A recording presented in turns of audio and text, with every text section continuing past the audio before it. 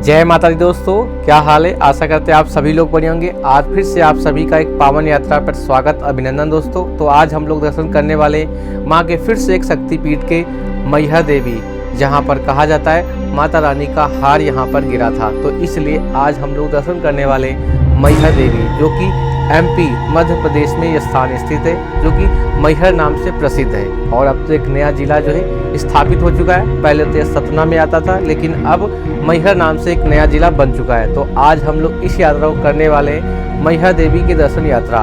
अगर आप भी इस वर्ष जाने का प्लान कर रहे हैं माता रानी के दर्शन करने का, तो आप कम खर्चे में और कम पैसे में कैसे पहुंच सकते हैं माता रानी के दर्शन करने के लिए, और आप कैसे जो है इस यात्रा को कर पाएंगे, कैसे आपको दर्शन करने हैं और कहां कहां आप और भी घूम सकते हैं, सारी इन्फॉर्मेशन आपके साथ इस वीडियो में हम आपके साथ साझा करने वाले हैं। तो चलिए वीडियो को शुरू करते हैं। चैनल पर पहली बार है तो चैनल को सब्सक्राइब कर लीजिएगा।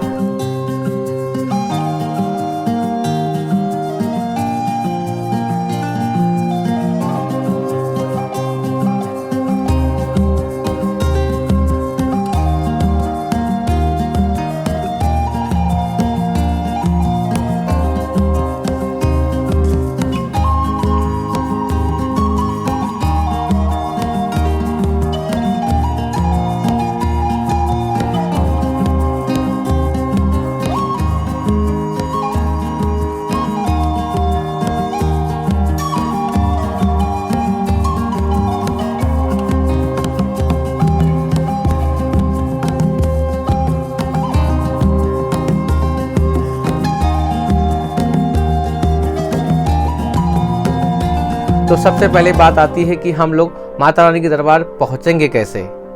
पहुंचने के 3 साधन हैं, बाई ट्रेन, बाई बस या फिर अपने पर्सनल व्हीकल से, या फिर आप मोटर बाइक, जिससे भी आना चाहें। अगर आप पर्सनल व्हीकल से आते हैं तो आपको आसपास कई सारी पार्किंग मिल जाएंगी जो कि प्राइवेट है, और जो बहुत सारी प्रसाद की दुकानें आपको वहां पर भी पार्किंग की सुविधा वो दे देते हैं। बस आपको वहां से प्रसाद लेना होता है। अगर आते हैं बस के माध्यम से तो आप बस के माध्यम से भी आ सकते हैं। कहीं से भी आते हैं तो आपको बस की भी सुविधा लगभग हर जगह से मिल जाती है। लेकिन हम बात कर रहे हैं कि बजट यात्रा के बारे में। तो बजट यात्रा आपकी कैसे हो सकती, तो आपको आना होगा ट्रेन के माध्यम से। तो अपना सफर भी ट्रेन के माध्यम से होने वाला है। लगभग 4 से 5 किलोमीटर की दूरी पर ही स्थित है मैहर स्टेशन। तो आपको अपने यहाँ से डायरेक्ट ट्रेन जो अगर मिल जाती है मैहर देवी के लिए, तो आपको मैहर स्टेशन के लिए टिकट जो है कर लेना है। तो इस तरह से आप जो है मैहर स्टेशन पहुँच जाते हैं। अगर आपको मैहर स्टेशन के लिए डायरेक्ट ट्रेन नहीं मिलती है तो आपको क्या करना है, सतना या फिर प्रयागराज ऐसे स्टेशनों पे आपको टिकट कर लेनी है। और प्रयागराज जैसे स्टेशन बड़े हैं तो आपको यहाँ के लिए टिकट जरूर मिल जाएगी, अगर आपको मैहर स्टेशन की टिकट नहीं मिलती है। अगर आप फ्लाइट के माध्यम से आना चाहते हैं तो आपको नियरेस्ट एयरपोर्ट देखने को मिल जाएगा खजुराहो, जो कि लगभग 140 से 45 किलोमीटर की दूरी पर स्थित है। या फिर आप प्रयागराज आ सकते हैं। तो ये नज़दीकी एयरपोर्ट आपको देखने को मिल जाते हैं, जैसे कि आप आ सकते हैं। लेकिन हम ट्रेन के माध्यम से पहुँचते हैं मैहर स्टेशन। उसके बाद जैसे स्टेशन से बाहर निकलते हैं तो आपको आसपास रुकने की जो है सारे होटल्स वगैरह मिल जाते हैं। अगर आप यहाँ पर रुकना चाहें तो आप आसपास रुक सकते हैं। यहाँ पर जो रुकने की व्यवस्थाएं होती है लगभग आपको 1000 से 1500 रुपये में आप आसानी के साथ रुक सकते हैं। अगर आपको नहीं रुकना है तो आप यहाँ से ई रिक्शा लेकर के आप जो है 10 से 20 रुपये दे करके पहुँच जाते हैं माता रानी के दरबार के पास में ही। आपको यहाँ पर रुकने की व्यवस्थाएं मिल जाएंगी, रूम वगैरह मिल जाएंगे, और ऐसे भी स्थान आपको मिल जाएंगे अगर आप यहाँ पर रुकना नहीं चाहते।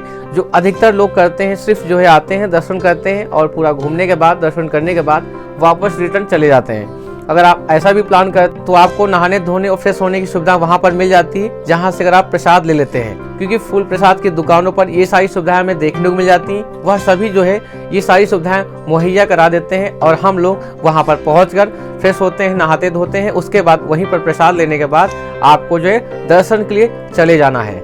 अगर आपको वहीं पर आसपास रुकना है तब भी आपको वहाँ पर होटल्स रूम मिल जाएंगे। नॉर्मल डेज में आपको वहाँ से 600 से 700-800 रुपये में आराम से एक अच्छा जो है रूम मिल जाता है। अगर वहीं आप नवरात्रि के समय आते हैं तब आपको वही रूम की रेट लगभग 1000 से 1500-2000 के आसपास जो है चार्ज पे करना पड़ेगा। तो अगर आप स्टे के विचार से जा रहे हैं तो आप इस रेट पे जो है वहाँ पर रूम ले सकते हैं। उसके बाद आपको वहाँ पर स्टे कर लेना है। 1 डे की ट्रिप करते हैं तो हमें सुबह सुबह ही पहुँचना होता है मैहर स्टेशन, और इस तरह से हम पहुँच जाते हैं माता रानी के दरबार के पास में ही, जहाँ से जो है फूल प्रसाद लेने के बाद अपनी यात्रा शुरू होती है। और थोड़ा सा पैदल चलने के बाद हमें 2 रूट देखने को मिल जाते हैं, जहाँ से एक रास्ता जाता है रोपवे के माध्यम से और एक रास्ता जाता है पैदल मार्ग से। अगर आप रोपवे के माध्यम से जाना चाहते हैं तो आप रोपवे से जा सकते हैं, जहां पर बड़े लोगों का लगभग 150 रुपये और छोटे बच्चों का जो चार्ज होता है 100 रुपये। इस तरह से आप जो है रोपवे के माध्यम से अपना टिकट लेने के बाद जा सकते हैं, जो कि आप माता रानी के दरबार से मात्र 50 मीटर पहले ही जो है वहाँ पर आपको उतारा जाता है। उसके बाद आप दर्शन के लिए माता के जाते हैं। अगर आप गाड़ी से जाना चाहते हैं तो आपको वहाँ पर ई व्हीकल भी मिल जाते हैं, जिसका चार्ज लगभग 500 से 600 रुपये होता है। इस तरह से आप जो है पहुंच जाते हैं माता रानी के दरबार, और कुछ सीढ़ियाँ पहले ही आपको ड्रॉप किया जाता है। उसके बाद आपको कुछ ना कुछ सीढ़ियाँ, लगभग 70 से 80 सीढ़ियाँ जो होती हैं, आपको पैदल चल के माता रानी के दरबार के लिए पहुंचना होता है। अगर आप पैदल यात्रा करके जाना चाहते हैं तो लगभग आपको 1063 सीढ़ियाँ चढ़कर जाना होता है माता रानी के दरबार दर्शन करने हेतु। तो लगभग इस यात्रा को करने में जो हमें समय लगने वाला है 2.5 से 3 घंटा लग सकता है। अगर आप थोड़ा सा जल्दी चलते हैं तो आप और भी जल्दी पहुंच सकते हैं, लेकिन अगर आप माता रानी का जो है जयकारा लगाते हुए धीरे धीरे पहुंचते हैं तो आपको 2.5 से 3 घंटा इस यात्रा को करने में लग सकता है। तो जैसे हम लोग माँ के दरबार की ओर बढ़ते जाते हैं, उसके बाद हमें मेन द्वार देखने को मिलता है, जहाँ से अपनी एंट्री होती है। और नवरात्रि के समय में ये जो रैलिंग आपको दिख रही है ना, ये सभी रैलिंग्स भर जाती हैं श्रद्धालुओं से। तो इस तरह से हम लोग पहुंचते हैं। उसके बाद एक बड़ा सा द्वार देखने को मिलता है, जहां पर हमें साइड में हनुमान जी की प्रतिमा और बीच में हम लोग गणेश भगवान के दर्शन करते हैं। और यहीं पर आपको बीच में एक आल्हा जी की जो है दिव्य प्रतिमा देखने को मिलेगी, जिनके हम लोग दर्शन करते हैं। और ऐसा कहा जाता है माता रानी की असीम भक्त आल्हा जी हैं। इस तरह से हम लोग यहाँ पर दर्शन करते हैं। दर्शन करने के बाद अब आगे बढ़ते हैं एंट्री की ओर। अगर आप फूल प्रसाद माला में नारियल ले लेते हैं तो आपको नारियल यहीं गेट के पास जो है सबमिट हो जाता है, और लौटते समय आपको जो है टोकन एक दिया जाता है। उस टोकन को आप यहाँ पर दिखाएंगे और आपको यहाँ पर फिर से नारियल मिल जाता है। तो इस तरह से आपको नारियल लेते हैं तो आपको नारियल यहाँ पर दे देना है। उसके बाद हम लोग बढ़ते हैं मेन गेट की ओर, जहाँ से हमें स्टेयर्स देखने को मिलते हैं, सीढ़ियाँ देखने को मिलती हैं, जहाँ से अपनी चढ़ाई शुरू हो जाती है। उसके बाद पहुँचते हैं द्वार के पास और माता रानी को जो है माथा टेकते हैं और करते हैं जयकारा माता रानी का। उसके बाद सीढ़ियों को चढ़ना शुरू करते हैं। तो बोलिए सच्चे दरबार की जय। आपको साइड में जो है पानी पीने की सुविधा और साइड में आपको जगह जगह पर रुकने की व्यवस्थाएं मिल जाती हैं, और आपको रास्ते भर में छोटे छोटे कुछ ऐसी चीज़ें खाने को मिल जाती हैं। अगर आप वो भी लेना चाहें तो वो भी आप ले सकते हैं। और माता रानी का जो है गुणगान गाते हुए इस यात्रा को हम करते जाते हैं। और एक ऊंची पहाड़ी पर माता रानी का दरबार स्थित है, तो इस तरह से हम लोग चढ़ते हुए जाते हैं। और विंध्य पर्वत से हम लोग को एक अलग ही नज़ारे देखने को मिलते हैं। तो इस तरह से हम लोग माता रानी के गुणगान गाते हुए, जयकारे लगाते हुए और पहुंचते हैं माता रानी के दरबार। जैसे ही माता रानी के दरबार पहुंचते हैं तो आपको एक बड़ा सा ढोल बजता हुआ सुनाई देगा, डम डम डम डम डम। और मुख्य द्वार हमें देखने को मिलता है, जहाँ पर माता रानी के भव्य दरबार के दर्शन होने शुरू हो जाते हैं। और एक लंबी कतार लगी होती है माँ के दर्शन करने के लिए।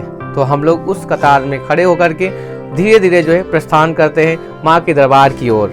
और माँ के दरबार के पास जैसे ही गेट के पास पहुँचते हैं तो बड़े बड़े उनके सिंह की सवारी जो होती है उसे हम लोग देख पाते हैं, उनके दर्शन कर पाते हैं। और वहीं से हमें आसपास के दिव्य नज़ारे देखने को मिलते हैं। और उसके बाद हम लोग मंदिर के अंदर प्रवेश करते हैं और माता रानी के दर्शन प्राप्त करते हैं। तो आप सभी लोग भी माँ के दर्शन कर सकते हैं और आप सभी की माता सभी मनोकामनाएं पूर्ण करें।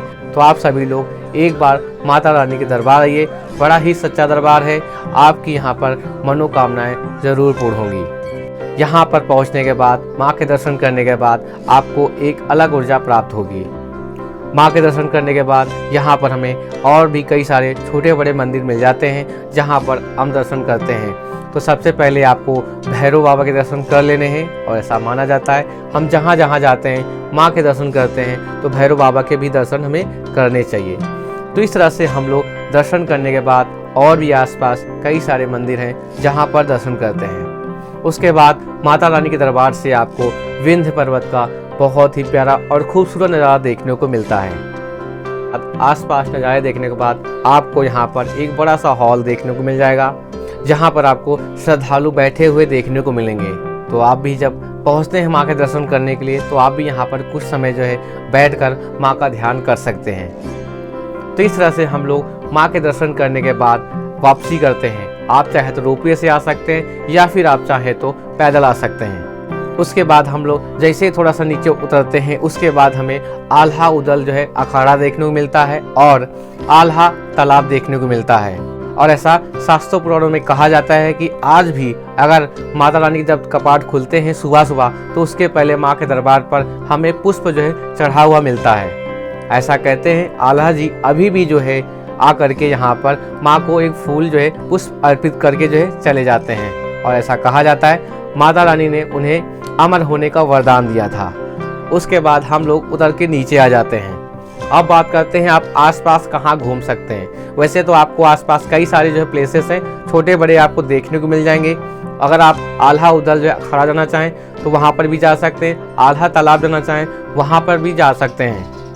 तो आप 300 से 400 रुपये में कोई भी ई रिक्शा बुक कर लीजिए। उसके बाद आप आसपास की कई सारी जगहों को एक्सप्लोर कर सकते हैं, जैसे आल्हा उदल हो गया, आल्हा तालाब हो गया, या फिर आप बड़ा अखाड़ा जा सकते हैं। जब प्रभु श्री राम अपने वनवास काल के दौरान यहाँ पर आते हैं, ये वही स्थान है जहाँ पर प्रभु श्री राम के चरण पादुकाएं हैं, जहाँ पर हम लोग दर्शन करते हैं। यहाँ पर आपको बड़ा सा शिवलिंग देखने को मिलेगा जहाँ पर हम लोग दर्शन करते हैं। ऐसे और भी कई सारे प्लेसेस हैं आसपास हैं जो कि आपको ई रिक्शा वाला सभी प्लेसेस को कवर करा देता है, जहाँ पर आप 300 से 400 रुपये में बुक करके आराम से घूम सकते हैं। तो अब बात करते हैं इस यात्रा में आपका टोटल कितना खर्चा आता है। अगर आपको रुकना है तो उसका मैंने आपको बता ही दिया, रूम के रेट क्या होने वाले हैं। अगर आप नहीं रुकते, सिर्फ 1 डे की ट्रिप करते हैं, तो आप मैहर स्टेशन पहुँचने के बाद 20 रुपये में पहुँच जाते हैं माँ के दरबार। और जहाँ से आपको फूल प्रसाद माला लेना है वहाँ पर आप ना फ्रेश होइए, नहाइए धोइए, और 100 से 150 रुपये में आप आराम से फूल प्रसाद माला ले सकते हैं। आप उससे भी ज़्यादा ले सकते हैं, जो भी आपको लेना है। इस तरह से आप जो है प्रसाद लेने के बाद पहुँचते हैं माँ के दरबार। उसके बाद पैदल चढ़ के हम लोग चल जाते हैं माँ के दर्शन करने के लिए। और उसके बाद आपको आसपास घूमने के लिए 300 से 400 रुपये में आप ई रिक्शा बुक कर सकते हैं, जो आप आसपास की सभी जगहों पर जाकर के घूम सकते हैं। तो इस तरह से लगभग जो आपको खर्चा आ जाता है, लगभग 600 से 700 रुपये में आप जो है आराम से घूम सकते हैं मैहर देवी और दर्शन कर सकते हैं। और आसपास के कई सारे प्लेसेस भी हैं जहां पर आप दर्शन के लिए जा सकते हैं। और आपको बता दें, आपको मैहर देवी जब दर्शन के लिए जाते हैं तो आपको भोजनालय भी मिल जाता है, रसोइयाँ भी मिल जाता है, अन्य क्षेत्र मिल जाता है, जहाँ पर आपको फ्री ऑफ कॉस्ट भोजन जो है मिलता है। जहाँ पर आपको मात्र 15 रुपये की पर्ची लगती है। उसको लेने के बाद आप भरपेट भोजन कर सकते हैं, आपको कोई पैसा और नहीं देना होता है। बाकी आपका एक्चुअल जो खर्चा जहाँ पर होने वाला है मैंने आपके साथ बताया। आप में से कौन कौन इस वर्ष माँ के दर्शन करने के लिए जा रहा है, कमेंट में बताइएगा। अगर आपको जानकारी पसंद आया हो तो वीडियो को लाइक कीजिएगा, चैनल पर नए हो तो चैनल को सब्सक्राइब कीजिएगा। आपको अपने इस चैनल पर ऐसी ही वीडियोस मिलती रहती हैं। अगर आपके और भी कोई डाउट्स रह जाते हैं तो आप अपने इंस्टा पेज, फेसबुक पेज पे भी जुड़ सकते हैं, जहां पर आपको ऐसे ही वीडियोस और ऐसे ही डाउट्स क्लियर होते रहते हैं। जय माता दी।